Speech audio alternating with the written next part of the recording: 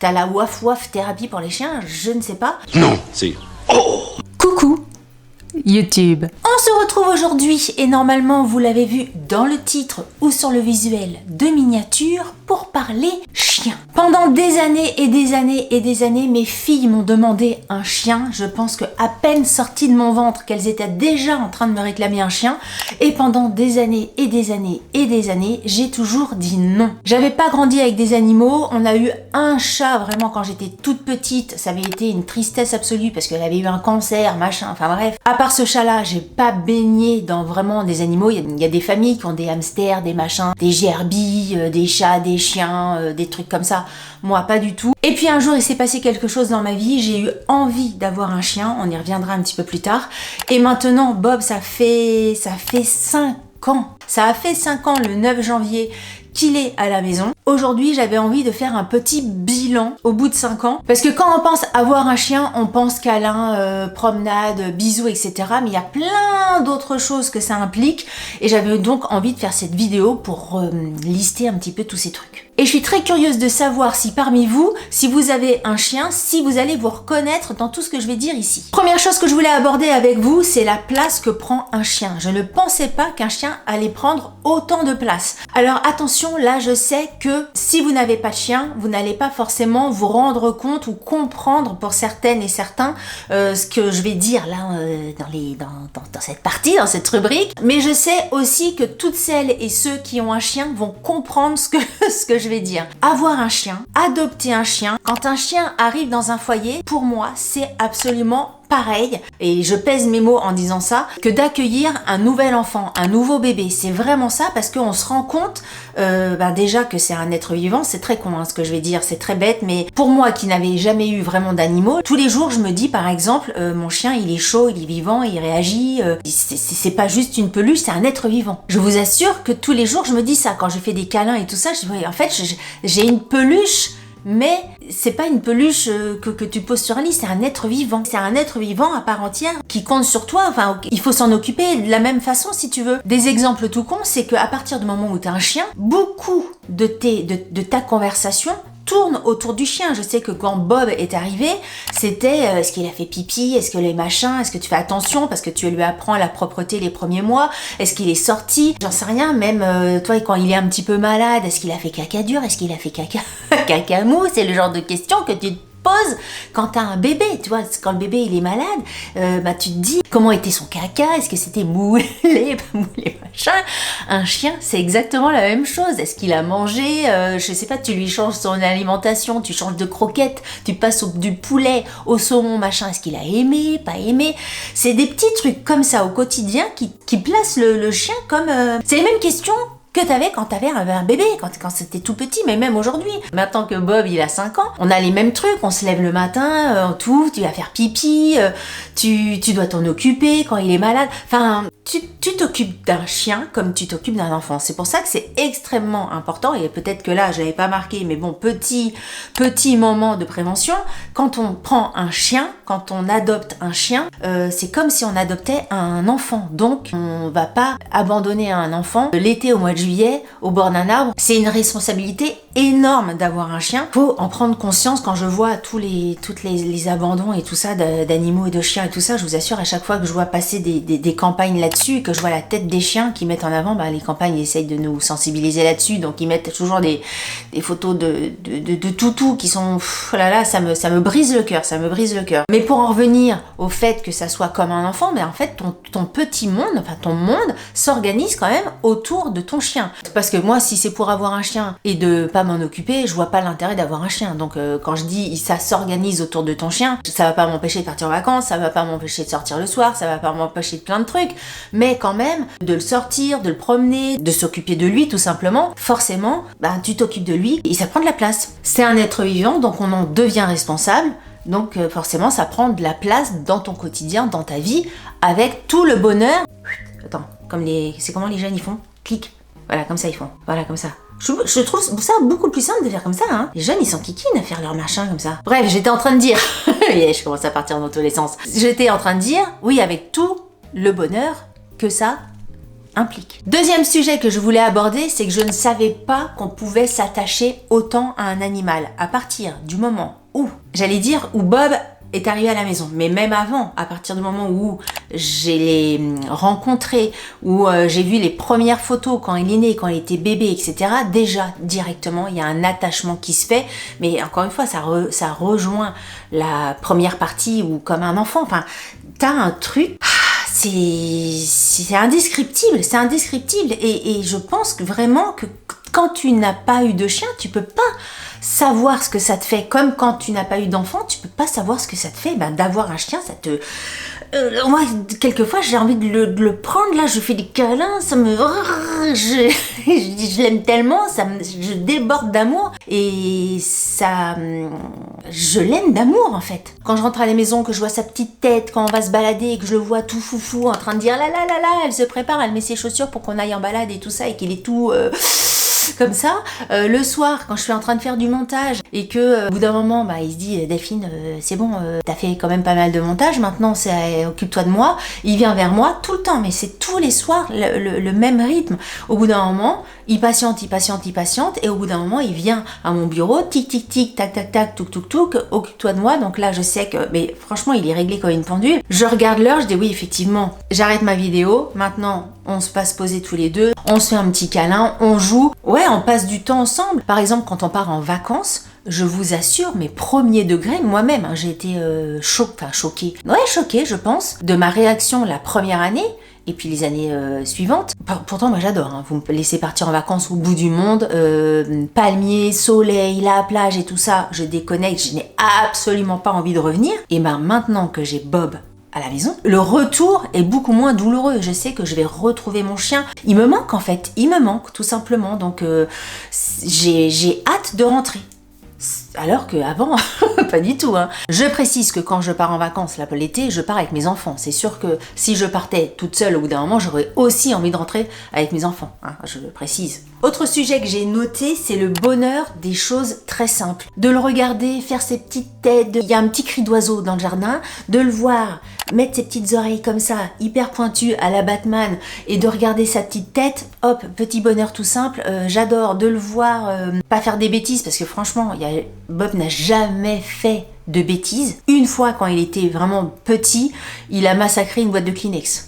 Mais c'est la seule connerie qu'il a fait. Il a jamais bouffé de chaussures, il a jamais bouffé de meubles, il a jamais, versé des pots de fleurs, à mettre la terre, machin. Si, les bêtises qu'il fait. Ah si, j'ai trouvé des bêtises. Il bouffe les hérissons. À se faire mal, il attrape les hérissons, les pauvres hérissons que j'adore. J'ai fait une cabane, une maison à hérissons. J'en ai fait une vidéo. Si vous avez envie de faire une maison à hérissons, tout est dit ici, les plans, les machins, il y a de tout sur ma chaîne. Il y a de tout sur ma chaîne. Mais oui, pour protéger les hérissons, mais dès que c'est la période des hérissons, là, il sort, il les bouffe. Et pourquoi je dis ça? Oui, donc petit bonheur simple, donc pas les hérissons évidemment, mais les petits trucs comme ça, un petit câlin, on se pose le soir, t'as passé une journée de caca. T'es énervé pour X, Y raison, soit du boulot, soit j'en sais rien, de n'importe quoi, tu rentres chez toi, ton chien vient te faire un câlin, mais c'est un décompresseur de tension, j'en sais rien, c'est un truc, ça te... Tu sais, on te dit qu'il y a la ronron thérapie pour les chats, je sais pas comment ça s'appelle pour les chiens, il doit avoir ça aussi, t'as la waf thérapie pour les chiens, je ne sais pas, mais ça, la canidéthérapie, les chevaux aussi, de toute façon c'est tous les animaux, les chevaux pareil, ça fait un bien de fou. Voilà, c'est les petits bonheurs comme ça, moi, que j'aime, des petits bonheurs au quotidien. Ça paraît tout bête, mais ça va être un petit regard, un petit bisou, de jouer, de lui apprendre, de faire check, de tourner, de passer du temps ensemble et des petits trucs, on rigole. Moi, je rigole avec mon chien, mais vous pouvez pas vous imaginer. Je suis sûre que dans sa tête de chien, dans son langage de chien, il rit aussi. S'il y a une connexion entre nous, entre lui et moi, il y a comme ça. Autre sujet, et ça, je ne vais pas contourner le truc, j'ai noté les contraintes. Évidemment, il y a des contraintes. Tu peux pas avoir la responsabilité d'un être vivant et d'avoir que les bons côtés et de pas avoir les... Alors, mauvais côté, je mets des gros guillemets. Franchement, les guillemets, ils sont comme ça parce que quand tu fais le pour et le contre, j'en sais rien, le pour, ça doit être 95% et le contre, ça doit être 5%. Je suis dans cette proportion-là. Mais comme c'est une vidéo où, voilà, j'avais quand même envie de partager toutes les informations, ne serait-ce que pour celles et ceux peut-être qui regardent cette vidéo, qui se posent la question est-ce que ça vaut le coup de prendre un chien, etc. ou pas. Il faut quand même être au courant des mauvais, encore une fois, gros guillemets, les mauvais côtés. Mauvais côté, ça va être quand tu veux bouger, forcément, tu peux pas aller partout avec ton chien. Alors maintenant, il y a des restos, comment on appelle ça, des restos chien friendly, enfin, il y a des restaurants qui notent de plus en plus d'ailleurs sur leur fiche de contact, sur leur site, etc. Chien accepté. Bon, moi, j'ai jamais fait un restaurant avec Bob. Oui, aller boire un verre en terrasse, manger un truc en terrasse et tout ça sans problème, mais vraiment à l'intérieur d'un restaurant, je l'ai jamais fait avec Bob. Mais je sais qu'il y a des restaurants qui les acceptent, enfin qui acceptent les chiens. L'organisation, tu veux partir un week-end, etc. Dans un hôtel, en chambre d'hôte ou... Bah forcément, si tu le fais pas garder, il faut cocher la petite croix chien accepté. Il faut trouver un logement qui accepte les chiens. Tu veux partir, j'en sais rien, en camping, en machin, pareil. Donc ça te réduit un peu le choix. Je le mets dans les contraintes. Il y a beaucoup maintenant d'offres qui se présentent à toi, mais il faut y penser, tu peux pas aller partout. Et qu'est-ce que j'ai noté d'autre? Eh bien, j'ai noté les vacances. Quand tu pars 3 semaines, comme nous par exemple l'été, quand tu vas en Thaïlande ou quand tu vas en machin, j'amène pas Bob. Donc là, il faut trouver quelqu'un qui s'occupe de ton chien pendant que t'es pas là. Nous, on n'a aucune famille à côté de la maison, donc j'ai eu le bonheur absolu de tomber sur des gens formidables. Je les ai connus en tant que dog-sitter au tout début de la relation. C'était vraiment des personnes que je ne connaissais absolument pas et le match, le contact, c'est tellement bien fait que j'ai eu hyper confiance. Je leur ai laissé Bob, mais alors les yeux fermés, et tellement que le match s'est fait, c'est que c'est devenu un couple d'amis, mais un vrai couple d'amis. On est devenus très proches. C'est ce couple d'amis qui garde Bob quand ils le peuvent, évidemment. Je pense qu'il faudrait que je trouve une autre personne pour garder Bob quand le couple d'amis n'est pas dispo ou n'a pas forcément envie. Enfin, c'est-à-dire que j'ai pas envie d'imposer quoi que ce soit, et j'ai envie quand même d'avoir une certaine liberté. Donc il faudrait que je trouve quelqu'un, mais c'est vrai que pour trouver quelqu'un de confiance, c'est pas forcément évident. Mais honnêtement, ça fait 5 ans qu'on a Bob maintenant, c'est tout à fait gérable. Il faut que tu y penses, forcément, c'est une case en plus dans ton organisation à cocher, à gérer, à organiser, mais c'est gérable, c'est gérable. Dans les contraintes aussi, alors j'ai mis ça dans contraintes, ouais, dans les contraintes, c'est-à-dire que qui dit être vivant, qui dit chien, dit possiblement malade, comme un enfant. On en revient à la partie numéro 1, c'est que un chien, ça peut être malade, ça peut, j'en sais rien. J'ai découvert grâce à Bob les problèmes de glande anale de chiens, par exemple. Si vous êtes propriétaire de chien, peut-être que vous connaissez cette petite chose au niveau de la nuque. Et qui dit donc chien malade, vétérinaire et tout ça, dit inquiétude. Tu t'inquiètes pour ton chien. Est-ce qu'il a bien pris ses médicaments? Comme pour les enfants, tu vois, numéro 1. Tu t'inquiètes. Est-ce que ça va mieux? Est-ce qu'il a bien mangé? Est-ce qu'il a l'appétit? Il a l'air fatigué? Comment est sa truffe? Moi, j'arrête pas de toucher sa petite truffe pour savoir si ça va, tu vois. Tu t'inquiètes. Voilà, bah, ça fait partie, dans les contraintes, je mets ça aussi. Ça fait partie des petits trucs dont tu passerais bien. Évidemment. Ensuite, ce que j'ai noté, c'est, alors là, la surprise, c'est vraiment le truc, je ne m'y attendais absolument pas, c'est l'effet social. Quand tu as un chien, les gens ont envie de venir te parler. C'est un truc de fou. Moi, vous savez, alors j'ai l'air comme ça, très ouvert, très machin. Oui, devant ma caméra, là je suis toute seule, je suis tranquille. Je suis quand même assez... oui, je suis assez avenante. Tu viens vers moi, je vais pas t'envoyer balader. Mais je suis pas forcément très facile d'accès. Je peux vite me refermer quand j'ai pas forcément envie. J'aime bien les gens. Vous savez, ma bio sur Instagram, c'est marqué depuis moult. J'aime les gens, mais pas tous. C'est vraiment, ça me ressemble.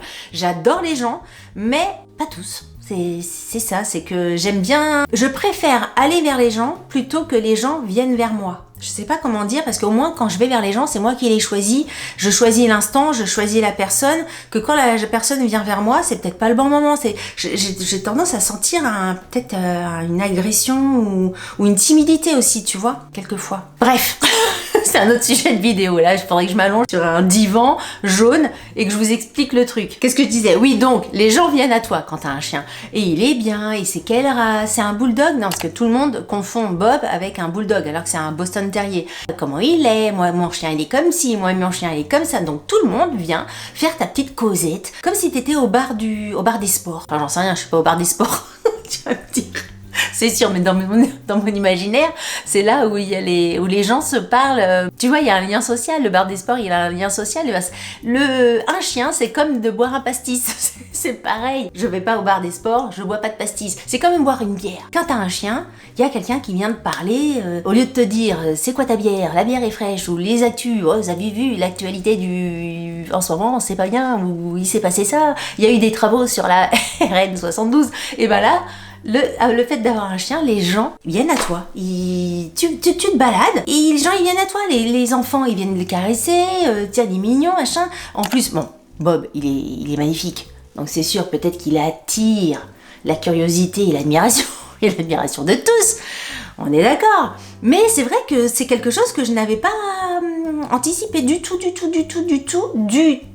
avant d'avoir un chien. Donc tu mets tous ces sujets-là, tous les sujets que j'ai abordés depuis le début de cette vidéo, ça met en évidence quand même un changement de vie. Mon quotidien n'est absolument plus le même depuis que j'ai Bob. Déjà même, comment dire, alors là c'est la partie de la vidéo que j'ai notée et je savais très bien que ça allait être compliqué de l'aborder. En fait, je sais pas comment expliquer ça, mais je vous disais en début de vidéo, j'ai toujours dit non à un chien parce que j'ai toujours dit à mes enfants, vous verrez quand vous aurez un chien, enfin quand vous serez grande, vous aurez un chien, vous ferez ce que vous voulez, moi j'aurai jamais de chien, les contraintes, j'ai envie de bouger comme je veux. C'était non, c'était un archi non. Et en 2020, à l'automne 2020, j'ai perdu mon papa et ça a été quelque chose de complètement dévastateur pour moi, aujourd'hui encore, hein, c'est pour ça que j'ai un petit peu de mal à aborder le sujet que j'aborde jamais d'ailleurs. Et je sais pas comment, je sais pas pourquoi, je sais même pas, je sais pas vous expliquer le truc, c'est que donc j'ai perdu mon papa au mois de septembre. Quelques jours, quelques semaines après, j'ai eu l'envie, le désir d'avoir un chien. C'est un truc de fou, c'est-à-dire que j'étais tellement dans le non avant que je m'étonnais moi-même d'être dans le oui, dans le je veux, dans l'envie, comme si c'était alors, j'ai encore une fois, ça va peut-être être très,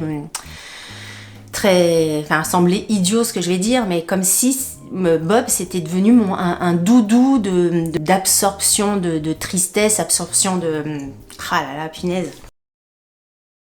Comme si c'était un pansement pour combler une absence ou je sais pas comment l'exprimer autrement. Et que même aujourd'hui, tu vois, en fait quand je vois Bob, il y a forcément plein de choses qui me ramènent à ça. Pour vous donner une idée, par exemple, Bob est né 2 mois après, au jour près, le même jour que le décès de mon papa 2 mois avant. Et dans ma tête, même si je sais que non, parce que je n'y crois pas, même si je sais que c'est complètement stupide, quand j'y pense vraiment, je me dis arrête Delphine, c'est pas vrai, c'est bête ce que tu dis. Mais j'aime bien quand même, il y a une partie de moi, est-ce que c'est la petite fille qui est encore en moi, est-ce que c'est, j'en sais rien, qui aime bien me dire que peut-être qu'il y a une partie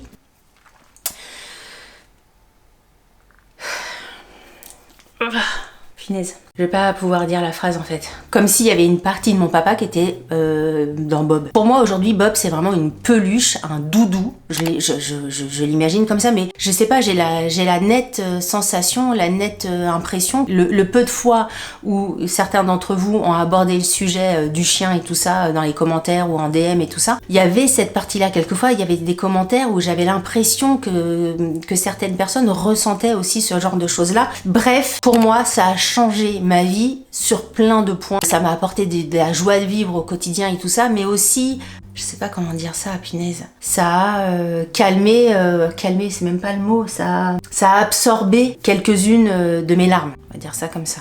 Pas toutes évidemment, mais quelques-unes en tout cas.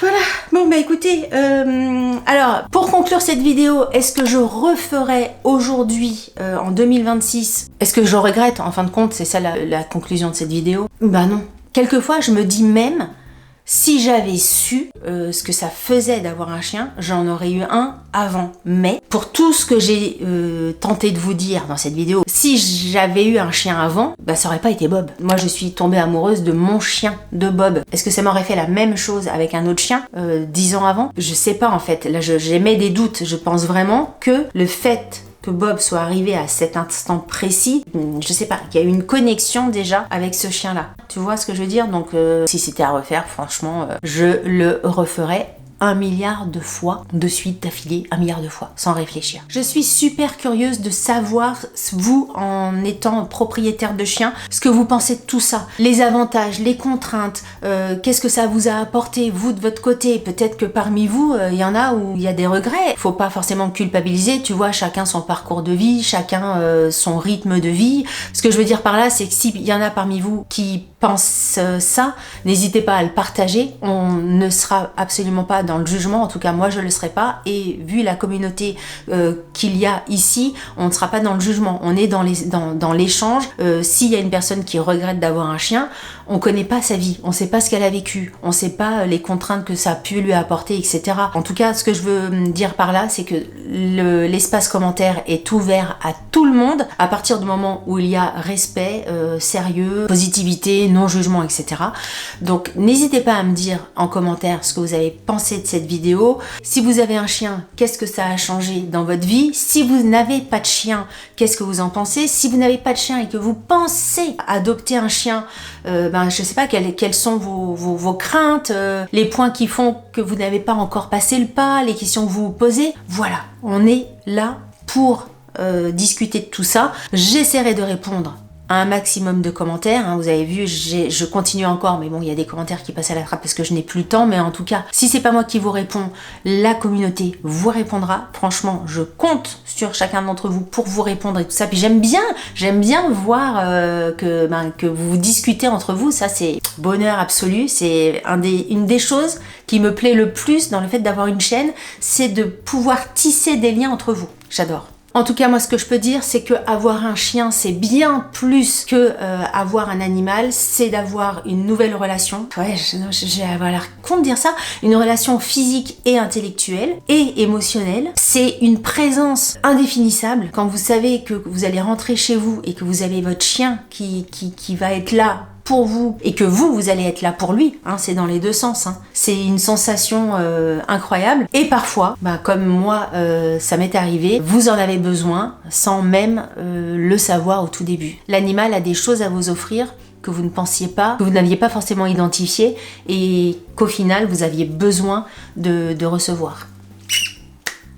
C'est magique tout ça, hein. Si cette vidéo vous a plu, je vous invite à la liker. Pour vous, ce n'est qu'un like.